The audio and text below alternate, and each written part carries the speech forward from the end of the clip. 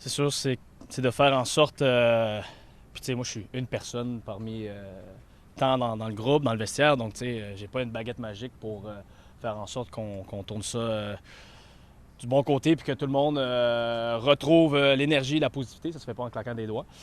Mais moi, le message que j'envoie au vestiaire, aux joueurs, c'est tout simplement qu'il faut qu'on soit tous dans le même bateau, qu'on pousse vraiment dans la même direction. J'ai organisé un petit truc cette semaine avec les gars, là, un go-karting, avec un petit souper d'équipe justement pour se voir tout le monde ensemble dans un contexte hors foot. Je pense que ça va faire du bien si on n'a pas fait ça encore. Puis je pense que c'est dans un moment important aussi. Donc, ouais, que tout le monde se sente que ben, on est les uns avec les autres. Qu'on pose dans la même direction, c'est encore possible. Il reste 7 matchs. Oui, les 2 derniers matchs ont été difficiles, autant au niveau des résultats que l'ambiance, l'atmosphère, je veux pas. Mais cette petite pause-là fait du bien, dans le sens où tu as le temps de déconnecter, tu as le temps un peu d'analyser un peu ce qui s'est passé. Il y en a qui sont partis en équipe nationale. Tu retrouves l'activité à la maison. Tu sais que tu te dois de répondre présent, surtout avec ce qui s'est passé ici à la maison contre New England. Donc, ouais, un peu de décrocher, mais en même temps de se dire entre nous que c'est pas fini puis qu'on a encore de très bonnes chances. Là. Samedi, as-tu eu la chance de voir le match Canada-États-Unis? Non, j'ai pas eu la chance. J'avais d'autres obligations là, durant ce match-là, mais durant ce jour-là, pardon. Mais j'ai regardé les highlights. J'en ai parlé avec quelques-uns par rapport à comment le match s'était déroulé. J'ai parlé à Ali Johnston tout après le match. Puis ben non, les échos étaient très, très positifs. Là, je pense que tout ce que j'ai compris, il y avait une équipe sur le terrain. Le Canada était assez dominante. Ça me surprend pas, honnêtement, là, avec ce que j'ai vécu avec cette équipe-là cet été, la manière dont cette équipe-là veut jouer, la mentalité. De ce que j'ai compris, ils ont vraiment eu la même mentalité. Donc, qu'on a du succès comme ça, c'est pas surprenant. Si ça va bien encore mardi contre le Mexique, vous avez des gars qui vont revenir avec un état d'esprit très positif. Est-ce que ça aussi, ça peut vous aider peut-être à faire couler ça, si on veut, sur le reste du groupe? Oui, de partir en équipe nationale comme ça, un peu de changer d'air, je veux pas, dans une ambiance, évidemment, plus positive que celle d'ici, parce que d'un, tu changes d'atmosphère, tu changes d'environnement. Avec, comme tu l'as mentionné, avec du positif. De revenir en club, tu veux ramener ça ici, l'expérience, autant Joël et Joe Sirois, c'est pas leur première fois. Ben, pour Nathan, je pense que c'est amplement mérité. Puis c'est quelqu'un qui va revenir avec beaucoup d'énergie, beaucoup de motivation, d'avoir vécu quelque chose de nouveau. Ben, pour lui, c'est sûr que c'est quelque chose qu'il veut qu'il se reproduise encore. Donc, puis en connaissant Nathan, il va revenir ici avec une très bonne attitude de vouloir continuer à travailler pour se faire appeler encore une fois pour les matchs d'octobre. Donc, ouais, ça va faire du bien, je pense. Ça fait du bien aussi ici pour les gars de pouvoir déconnecter un peu, comme je l'ai mentionné. Il y en a qui sont rentrés pas chez eux parce qu'on a eu quelques jours off. Puis bon, évidemment, il y en a qui habitent très, très loin. Mais tout simplement partir, sortir de Montréal avec leur petite famille, des amis, peu importe. Puis déconnecter parfois, ça fait du bien.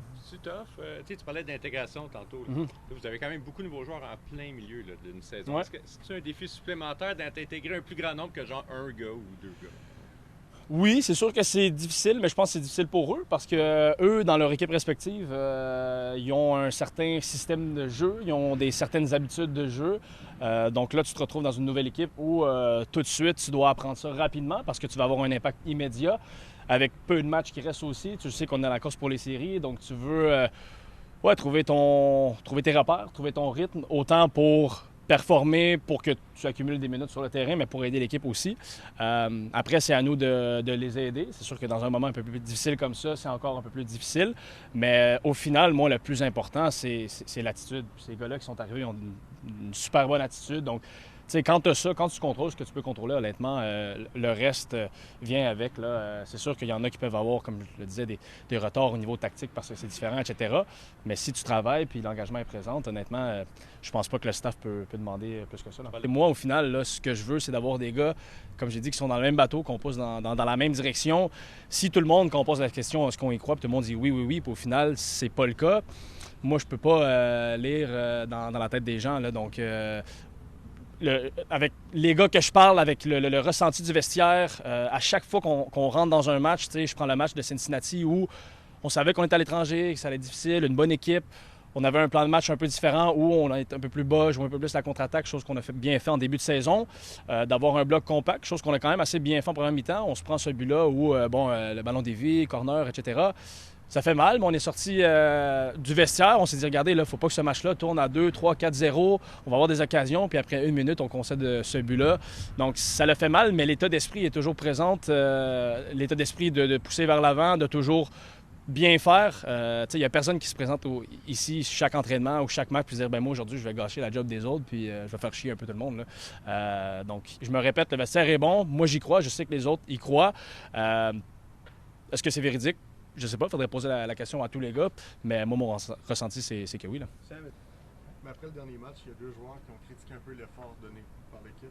Laurent Courtois n'était pas d'accord. Toi, tu te situes où là? Moi, personnellement, l'effort en ce moment n'est pas nécessairement un facteur pourquoi on perd des matchs. Par contre, puis j'avais répondu, quand on m'avait posé la question, c'était quoi le problème en mai, je pense, où on avait une période aussi un peu plus difficile. Là, c'était clairement un manque d'effort, d'engagement. Donc, en ce moment, je pense pas que c'est la cause. C'est sûr qu'on peut toujours en faire plus, mais je pense que si on regarde les buts qu'on concède, la manière dont on les concède, c'est démoralisant dans le sens où, comme je l'ai mentionné à Cincinnati, bon bloc compact, on se prend ce but-là où, oui, OK, c'est peut-être une faute de marquage dans la zone de réparation, une frappe, ça dévie, ça rentre. Tu dis, on a fait des bons efforts pendant 30, 35 minutes, on était bien. Puis au final, tu ressors pour la deuxième mi-temps puis tu encaisses un but comme ça. Donc, c'est difficile, surtout dans une période difficile où tu dois te sortir un peu là, de ce trouble-là, de ce moment difficile-là. Mais non, pour moi, l'effort n'est pas nécessairement la cause principale des insuccès en ce moment. Ce serait quoi la cause principale? Je pense qu'il y a beaucoup de petits trucs qui font en sorte qu'on ne performe pas, que ce soit des erreurs individuelles, que ce soit des erreurs de base de marquage, des manques de concentration sur certaines actions, des choses qu'on avait avant dans la poche, qu'on maîtrisait, qu'on dirait on veut travailler sur d'autres trucs, mais qu'on oublie les choses qu'on avait maîtrisées avant. C'est sûr qu'offensivement, en ce moment, on parle défensivement, on encaisse 9 buts en 2 matchs. C'est compliqué, mais offensivement, c'est pas nécessairement mieux non plus. On n'est pas extrêmement dangereux, mais d'un côté, tu dis défensivement, ça va pas si bien que ça semble être le problème. On se concentre peut-être un peu plus sur ça. Donc, tu délaisses peut-être un peu le secteur offensif de travailler. Mais un va avec l'autre aussi. T'sais. Moi, on a encaissé 9 buts. C'est pas à cause de notre gardien de but puis nos 3 défenseurs centraux, notre ligne de 5. Là, je pense que ça part d'en avant aussi. Puis c'est vraiment à cause du collectif en général. Donc, il n'y a personne qui est à pointer du doigt. Oui, c'est facile sur une action de dire lui, son marquage, etc. Mais je pense que c'est vraiment plus collectif.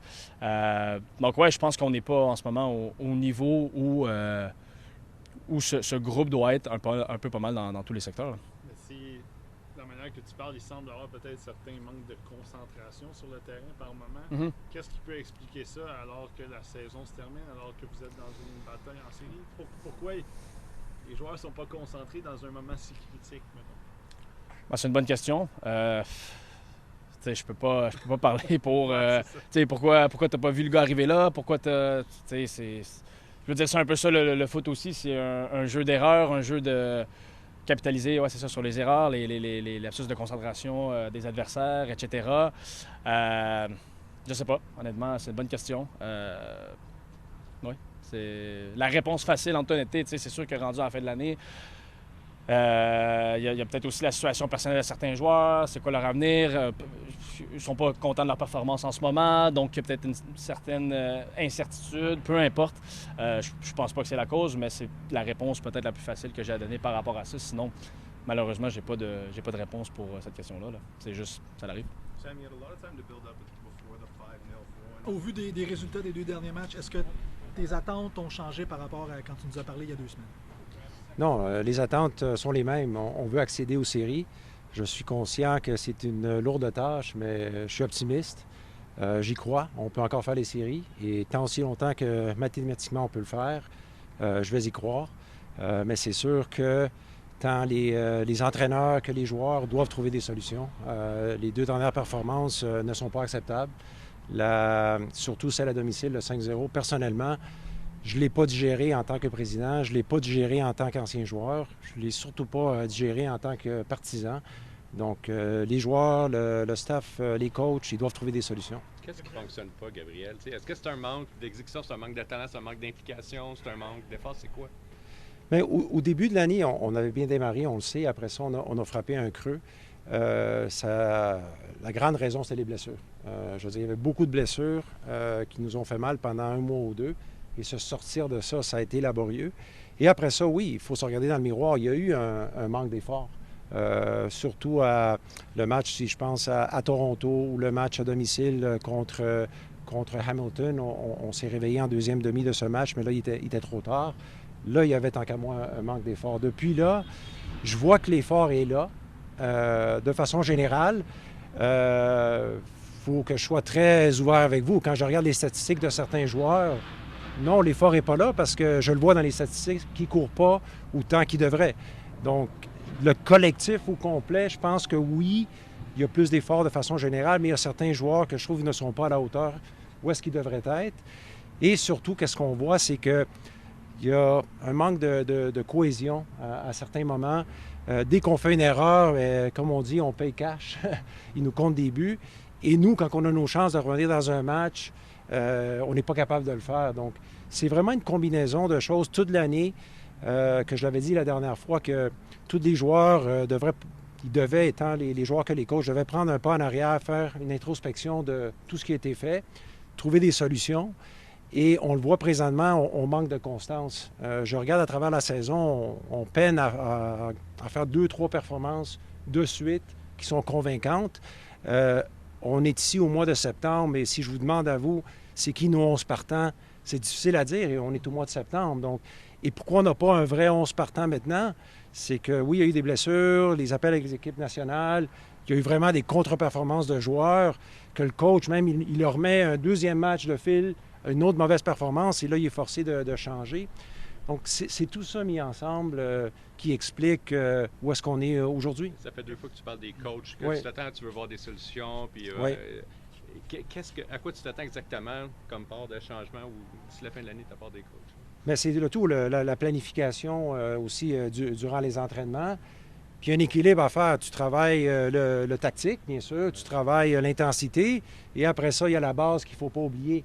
Donc, je trouve qu'il y a beaucoup de buts qu'on a pris, c'est des erreurs de base, de positionnement. On ne suit pas notre homme. Un défenseur sort quand il ne doit pas sortir. Une mauvaise pression en avant.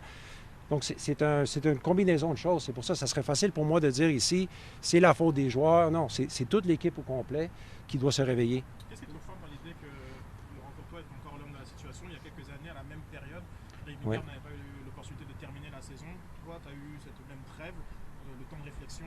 Qu'est-ce qui te fait penser qu'avec Laurent Courtois, tu es en bonne main pour faire les séries avec l'équipe? Je lui fais confiance. C'est un coach qui est jeune. Oui, il y a beaucoup de choses à travailler, mais je crois en lui. Je crois en ce qu'il peut apporter. Et maintenant, c'est à lui, à son staff, à trouver des solutions. Est-ce qu'il y a le plein pouvoir, entre guillemets, parce que tu dis qu'il y a des joueurs qui ne jouent pas bien. Mm-hmm. Donc, vous êtes dans une bataille pour les séries, ça veut dire qu'il va peut-être devoir retirer des joueurs importants de l'alignement. Est-ce que tu sais pouvoir-là quand même? Oui, c'est son choix. On l'a vu. Durant la saison, je le supporte dans ses choix, oui. Moi, j'ai une petite question sur le groupe 127 supporters qui a annoncé qu'il ne serait pas de retour la saison prochaine.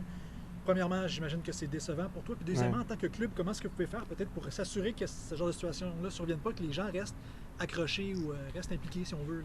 Oui, mais je vais vous dire que notre service à la clientèle, ou bien on a Patrick Leduc qui est dédié à tous nos supporters comme groupe. Donc, ça fait partie de son travail. On a une très bonne communication avec eux. C'est sûr, c'est triste de les voir partir. La façon que moi je vois ça, c'est qu'on doit mériter leur confiance, dans le fond. Et oui, si on les a perdus ou si on perd d'autres partisans, c'est à nous à démontrer à quel point on veut qu'ils reviennent. Et ça va être ça notre défi, que ce soit pour le groupe 127 ou d'autres supporters ou d'autres partisans. Si on parle beaucoup de buts anticipés, l'expected goals, si on parle d'expected wins, tu es directeur sportif par intérim. Penses-tu que cette équipe-là devrait normalement participer aux séries avec le talent qu'il y a dans cette équipe-là? Oui, je le crois. Oui, Alexandre, je l'ai mentionné la dernière fois que je vous ai parlé, ou même lors du bilan de mi-année. Il y a des matchs qu'on a échappés. Je pense qu'on pourrait facilement avoir 10 points de plus, et là, on serait dans les séries. Et la beauté avec la MLS, c'est que tu gagnes 2 matchs de suite, tu es rendu dans une meilleure position. On n'a jamais été capable d'avoir le momentum pour dire on gagne 2, 3, 4 matchs de suite. Même avec tous les ennuis qu'on avait l'année passée, je crois qu'on avait passé un 9-10 matchs sans perdre qui nous avait remis en place. Donc cette année, c'était un peu différent. On a mieux commencé. Là, il faut trouver de la constance. Il faut que les joueurs y croient, qu'on peut accéder aux séries. Il faut que les entraîneurs y croient. Et si ça, c'est fait, on a juste besoin d'un petit étincelle. Et l'étincelle qu'on attend, je le souhaite, ça va être samedi. Pour revenir sur la question de Sid tout à l'heure, Oui. il y a la confiance qui est là en Laurent. Après, on peut s'accrocher comme directeur sportif ou comme président Oui. à un paquet d'éléments. Ça peut être la communication, la gestion humaine, ça peut être ce que tu vois à l'entraînement ou même son œil, je présume, dans vos meetings par rapport au recrutement qui Oui. s'en vient. Concrètement, c'est quoi qui anime cette confiance-là en lui en ce moment? Bien, tout d'abord, on est allé le recruter. On a fait un processus très rigoureux pour aller le chercher. Donc, il cochait toutes les cases qu'on recherchait. C'est un coach qui est jeune. On doit travailler avec lui. Et c'est de là où vient la confiance. Moi, je ne suis pas le genre à paniquer ou avoir une réaction impulsive, loin de là. Donc, on veut travailler avec lui. On veut lui donner les meilleures chances. Et c'est ça qu'on souhaite faire. Il y a encore une nouvelle coupure casseuse. Ouais. Es-tu satisfait de la relation avec les partisans? Puis qu'est-ce qu'on fait pour encore ramener Oui. la relation avec eux autres? Mais la coupure avant mon entrée était différente, si on peut l'appeler comme ça, une coupure. Regardez, le stade est plein, OK? Toute l'année. Les gens sont présents au match aussi. Vous êtes là à nos matchs. C'est pas comme si les gens ne viennent pas au stade Saputo. On sent cette faim pour le soccer dans la communauté. Je suis très présent dans la communauté, que ce soit avec les jeunes, avec nos partenaires. Donc, maintenant, c'est à nous à performer sur le terrain.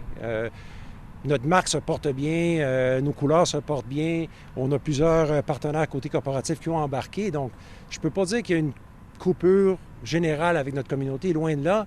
Mais c'est sûr que nos partisans, nos supporters, ils carburent aux performances sur le terrain. Je suis très conscient de ça. Et c'est pour ça qu'on doit améliorer nos performances rapidement.